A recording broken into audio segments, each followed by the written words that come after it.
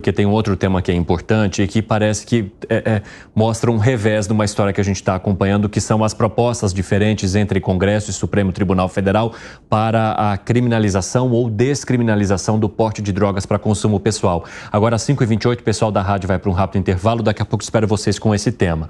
Porque depois do presidente do Supremo Tribunal Federal, Luiz Roberto Barroso, esclarecer como o porte de drogas está sendo julgado na corte, ou seja, que segundo ele não seria uma descriminalização, mas sim estabelecer quais são as quantidades permitidas para que isso tivesse um julgamento mais correto, o Senado deve desistir da PEC de autoria do Rodrigo Pacheco. O André Anelli vai trazer as informações para a gente. O Anelli, pelo menos o Senado vai esperar o julgamento no Supremo Tribunal Federal, porque estava tudo marcado para o mesmo dia, né? Nessa quarta-feira. Seria discutido no Supremo e também na CCJ do Senado. E agora? Sim, Evandro, muito boa tarde para você, boa tarde a todos ligados aqui no 3 em 1 da Jovem Pan. O Senado, nesse momento, se encontra dividido justamente, então, nesse período que antecede a continuidade do julgamento do porte, especificamente de maconha, pelo Supremo Tribunal Federal. Por que eu digo que o Senado está dividido? De um lado, alguns senadores defendem que a proposta de emenda à Constituição, a PEC, que inclusive é de autoria de Rodrigo Pacheco, presidente da Casa, seja votada na Comissão de Constituição e Justiça já nesta quarta-feira, e isso, se acontecer, a matéria pode ir à votação no plenário do Senado no mesmo dia, que seria então a data que coincide com o andamento do tema no STF. Lembrando que essa PEC, ela está parada no Senado desde o ano passado e mantém então a criminalização da posse e do porte de qualquer quantidade de drogas de forma semelhante à atual legislação, que nesses casos não prevê a prisão do usuário em si, mas sim a prestação de serviços à comunidade. E aí, por outro lado, alguns senadores defendem que essa PEC nem mesmo seja votada, porque o presidente do Supremo Tribunal Federal, ministro Luiz Roberto Barroso, disse que a corte não pretende descriminalizar a maconha, mas sim, como você disse agora há pouco, né, Evandro, criar um valor de referência, um volume específico para apenas diferenciar o usuário do traficante. Então, nesse momento, Senado dividido entre esses dois grupos, aqueles que defendem dar andamento à proposta de emenda à Constituição que está parada desde o ano passado, para que então o próprio Congresso Nacional acabe arbitrando em relação ao usuário de drogas, e por outro lado um grupo do Senado também defendendo que o julgamento do próprio Supremo Tribunal Federal seja aguardado por conta de uma declaração de Luiz Roberto Barroso feita à Pontifícia Universidade Católica, e essa declaração a gente confere agora. Não há descriminalização de coisa alguma. Quem despenalizou o porte pessoal de droga há muitos anos foi o Congresso. O que o Supremo vai decidir não é nem despenalização, nem descriminalização. O que o Supremo vai decidir é qual é a quantidade que deve ser considerada para tratar como porte ou tratar como tráfico. Sem o Supremo ter esta definição, como ela não está na lei, quem faz essa definição é a polícia. E o que se verifica é que há um critério extremamente discriminatório. Esse julgamento que o STF retoma amanhã é referente a uma ação que pede que seja declarado inconstitucional um artigo da Lei de Drogas que considera crime adquirir, guardar, transportar entorpecentes para consumo pessoal e, nesses casos, prevê penas como prestação de serviços à comunidade.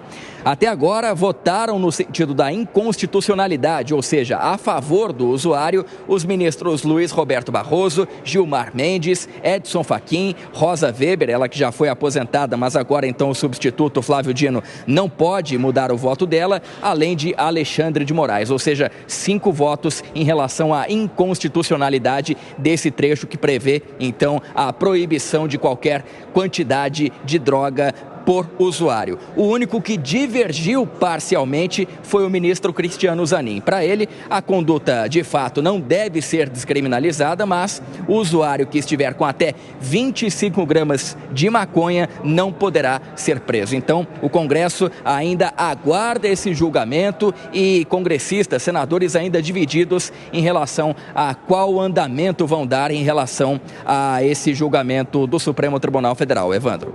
Muito obrigado pelas informações, André Anelli. Deixa eu fazer um giro aqui já com os nossos comentaristas. Luiz Felipe Dávila, como é que você avalia esse recuo provisório do Congresso por conta da pauta ou da forma como essa pauta deve ser discutida no Supremo Tribunal Federal? Bom, primeira coisa, a fala do ministro Barroso está absolutamente correta. Quem decidiu pela despenalização foi o Congresso Nacional. O que a gente está dizendo é que precisa regulamentar essa lei. Quem tem o direito de regulamentar lei pela Constituição é o Congresso Nacional, não o Supremo.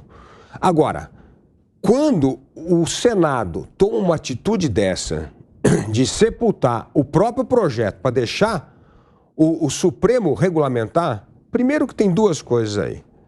Não está cumprindo o seu papel constitucional e, segundo, está lavando as mãos, porque está deixando o Supremo regulamentar uma coisa que ele não quer ter o ônus político. Porque amanhã ele volta para a base dele, o senador, o deputado, e fala, ó, a gente era contra esse negócio de despenalização, mas quem fez isso aí foi o Supremo. Então é um lava-mão, é uma covardia política o que está acontecendo. Ao não cumprir o seu dever constitucional de regulamentar a lei, está passando essa responsabilidade para o Supremo e a decisão do Supremo é para livrar do custo político de não ter de tomar uma posição nessa questão no Congresso. Ou seja, é uma vergonha o que o Senado vai fazer. Eita, que você concorda, Gani? Absolutamente concordo com o Dávila. Aliás, pegando a própria fala do presidente do STF, o ministro Barroso, ele diz o seguinte, não há um critério objetivo, concordo, porque isso não está especificado em lei. Quem é que faz lei? Congresso Nacional. Quem é que aprova a lei? O Congresso Nacional. Isso não é prerrogativa do Supremo. Agora, o Senado tem que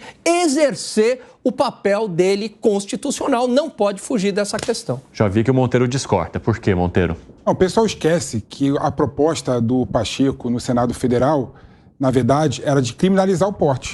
Não é? Não era discutir critérios objetivos. Não.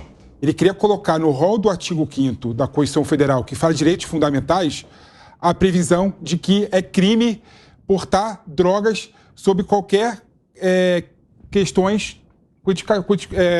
qualquer quantidade, né? Ou seja, o Senado e o Congresso não buscou regular e discutir de forma profunda a questão dos critérios objetivos para uma pessoa ser considerada usuário ou ser considerada traficante. Então eu vejo com bons olhos, né, o Senado arquivar e desistir de levar essa PEC desastrosa adiante. É bom lembrar que o Poder Legislativo, como bem disse o Barroso, em 2006, decidiu separar e despenalizar o usuário. Então, qualquer postura ao contrário disso é um retrocesso institucional. Fala, Segré. O Brasil é um país curioso. Porque eu não consigo entender como despenalizar o usuário se a venda continua sendo ilegal.